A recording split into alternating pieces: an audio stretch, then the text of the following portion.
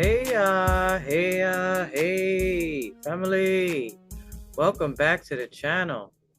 All right, so we're going to get started with this chapter 61. It's a sermon by Yahshua at the Nasarean Mother Temple in Alexandria. Introduction to Essene Yoga. We are going to have to skip around, but eventually we will read every part of this chapter 61, but it's going to take us a while. I think there's over 1,000 verses in this chapter alone, so you be ready, because we're going to do each of the primary yogas, all 14. We're even going to talk about Yahshua's recommended hatha yoga routine for spinal health and preparation for meditation. So there's 16 asanas here.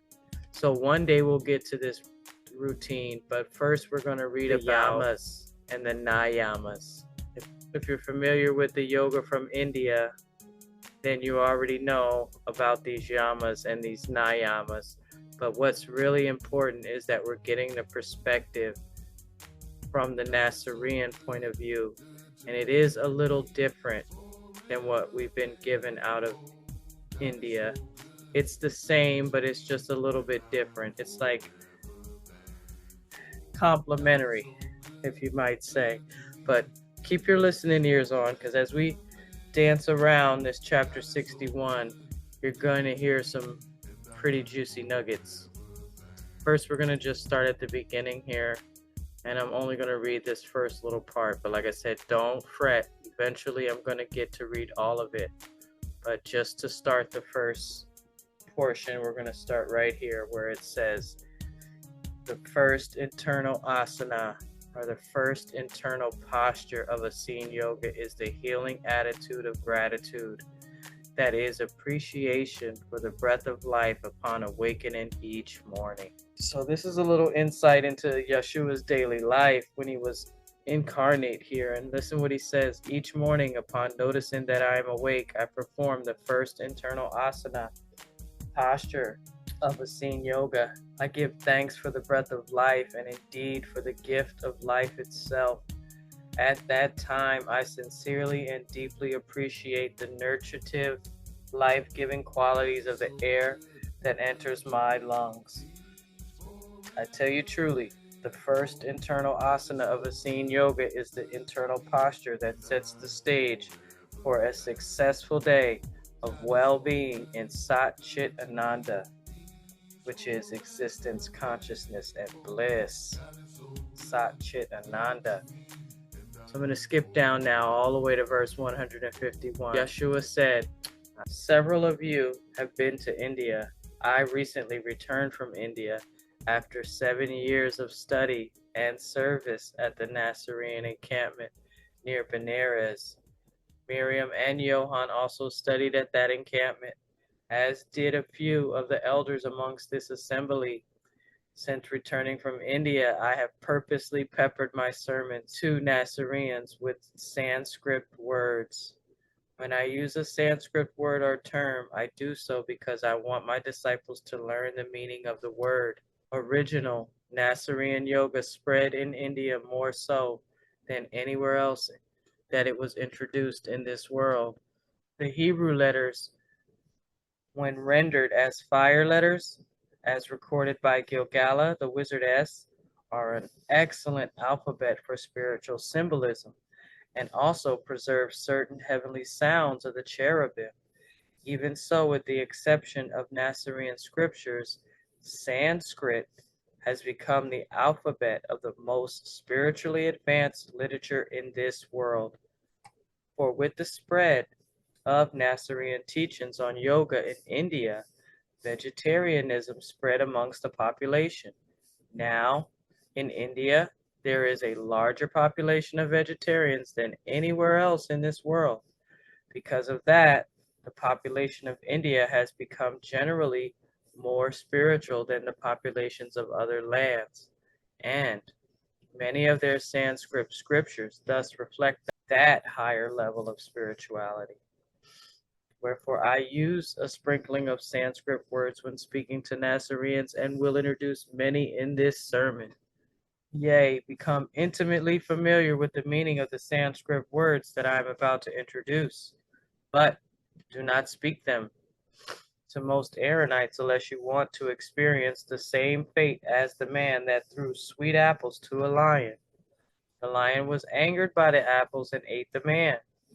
Blessed is the apple that feeds a man.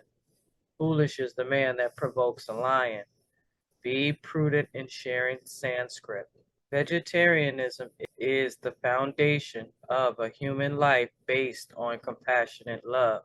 So Hayasad means the foundation. Indian yoga, as is Essene Yoga, is built on the strong foundation of vegetarianism. Okay, now we're going to skip to verse 181. A Sanskrit word that relates to vegetarian dietary practice is ahimsa. Ahimsa means non-violence, literally non-harming. But it must be understood that harmlessness is relative. As long as we are in physical bodies and eat even vegetarian foods, we are not entirely harmless or without violence. For gardening upsets ant colonies, and even a fruitarian with every bite of an apple or other fruit eats tiny creatures too small to be seen by the human eye.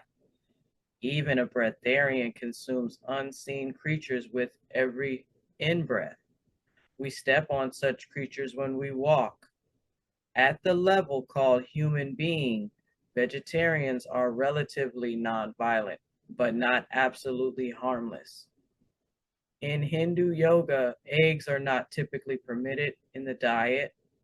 In Essene yoga, they are permitted, though not required. The more lenient Nasarean dietary rules that permit eating eggs enables more people to be included within our circle of yoga, including many that have inherited body types that require more of the building foods than others. Even so, anyone that chooses to abstain from eggs or to otherwise eat a more aesthetic diet may freely do so. If you eat a more aesthetic version of the vegetarian diet than required, do not boast, not even within yourself. Both Indian yoga and Essene yoga permit dairy products. Essene yoga advises that dairy products be fermented when feasible for better digestion, but that is not a requirement. Some people digest unfermented dairy products better than other persons. Although ahimsa relates to vegetarian dietary practices because those practices are relatively less harmful, less violent than killing animals for food, it also relates to other practices that promote nonviolence in thought, word, and deed. That will be made clear in the list of Yamas and Niyamas that I am about to provide. There are 5 Niyamas, unrestrained behaviors, and 5 Yamas, restrained behaviors. In the region of India where Baitin Jala studied Sanskrit, Niyama literally means unrestrained, while Yama literally means restrained. However, in my own travels, I learned that in some regions of India, both words Yama and Niyama are considered to mean restrained. All that matters is that you understand and make clear to others that Nazareans use the word Niyama to mean unrestrained behaviors and use Yama to mean restrained behaviors. The list of Yamas and Niyamas of Baitin Jala Essene Yoga have not only been embraced by me, but are spreading throughout India, though most Hindu yogis do not acknowledge their Nasarean origins. Okay, so before we read the list of the Yamas and the Niyamas that's taught by Baitin Jala, I wanted to say something about what he said here, that most Hindu yogis do not acknowledge their Nasarean origins. So over in the Yoga Sutras, this Patanjali is a sage, and they don't even think that he wrote the text himself. But we're taught in the Megillah that this woman that Yahshua studied underneath for 7 years in India, her name was Baitin Jala, and her name means deep within the divine feminine, because that's who Jala is. So deep within the divine feminine, this yoga these Essene Yoga teachings come from. Okay, and they're embraced by Yahshua. And so let's get going.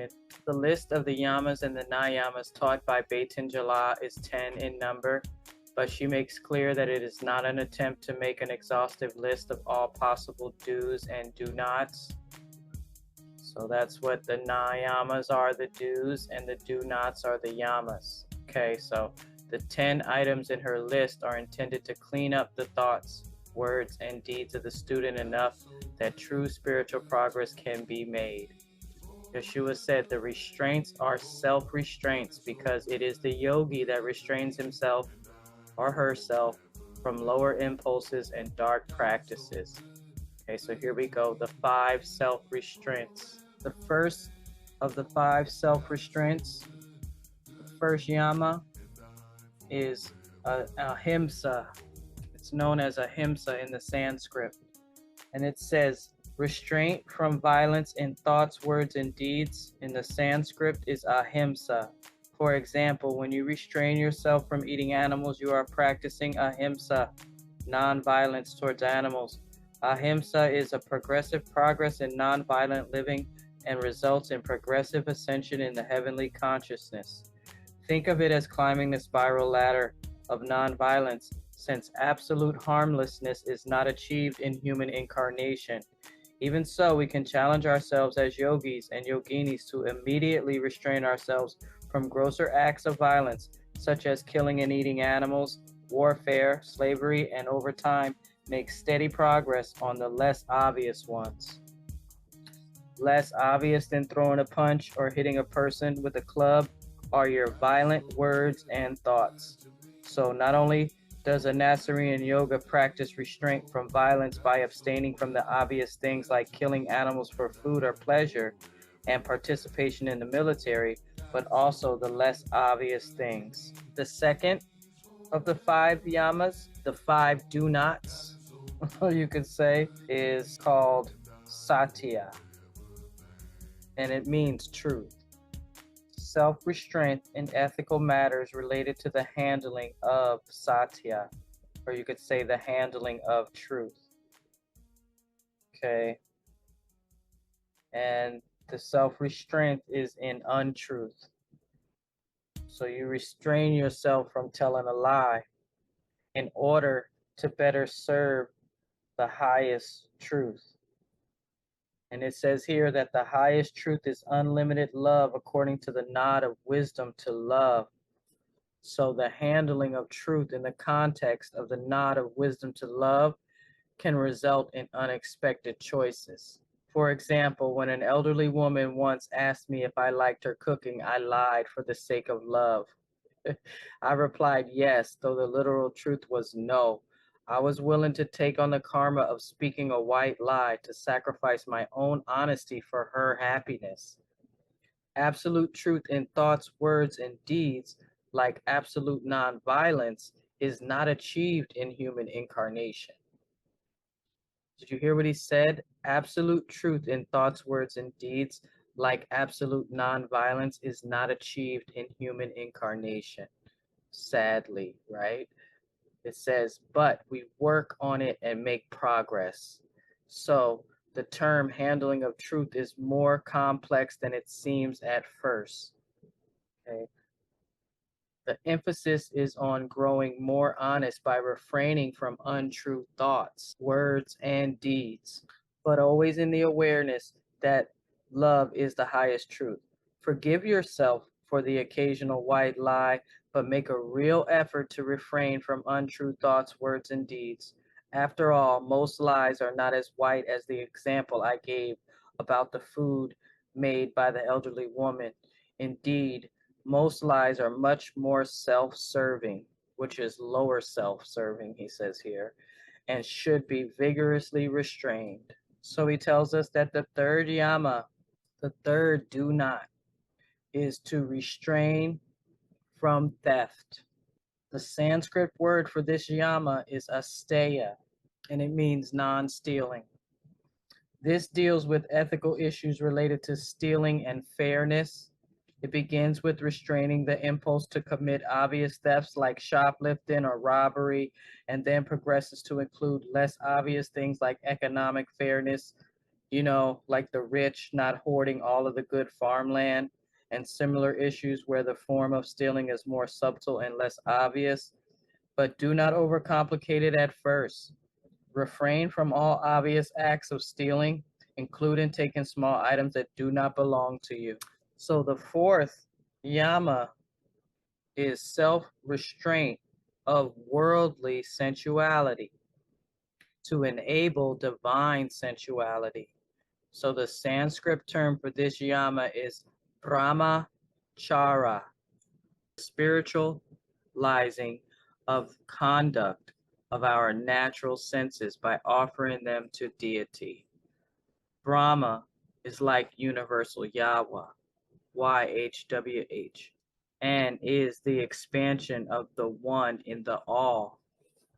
To practice brahmacharya is to refrain yourself from worldly sensuality, to enable Brahma conduct of the senses.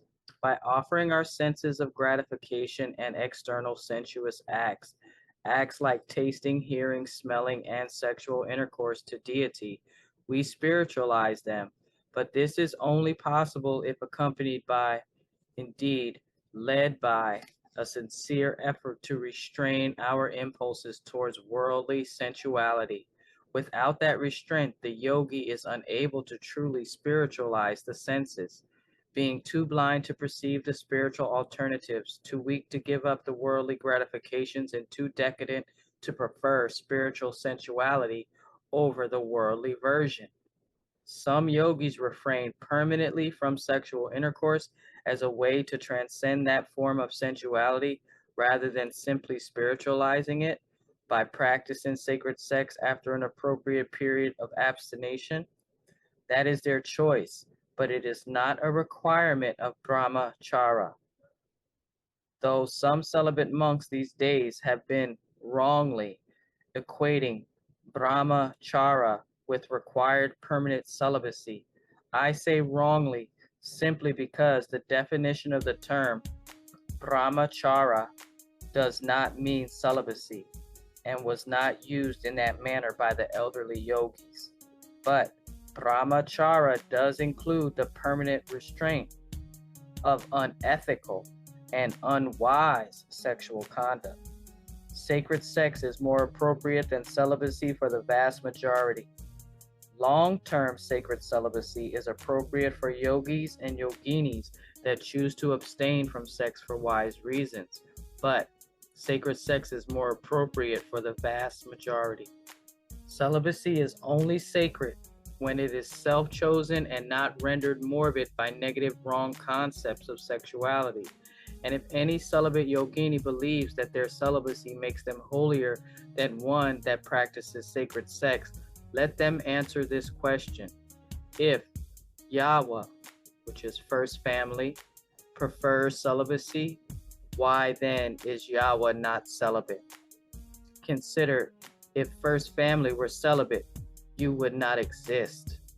Nevertheless, because many ills come from unwise conduct in regards to sexual fire for certain individuals at certain times in their life, celibacy can be the appropriate path. Just don't consider yourself holier than those practicing healthy, sacred sex. So here we are at the fifth yama, the fifth do not. They say is self-restraint of the impulse towards greedy grasping. In the Sanskrit, the word is aparigata, literally non-grasping. In this context, non-grasping includes, but is not limited to, non-acquisitiveness, in the sense of not being greedy for material wealth at the expense of spiritual wealth. Through aparigata, the yogi will eventually relax and let things flow naturally. You will learn that what you need, even material needs, comes your way without need of greedy grasping once you let go and let love flow.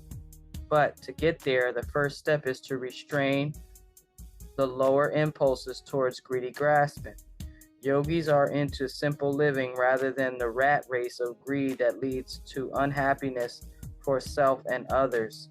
Through aparigara, yogis quit grasping for fool's gold and discover within spiritual gold. So it says, you have just received the Yamas, the list of 5 restrained behaviors, also called the do nots.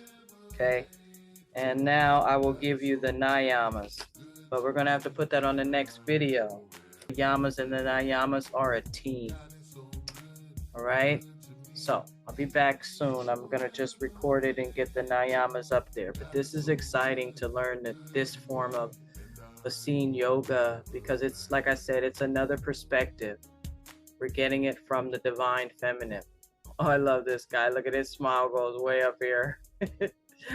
Oh, man. Okay, guys, I'll be back soon. Thanks for watching.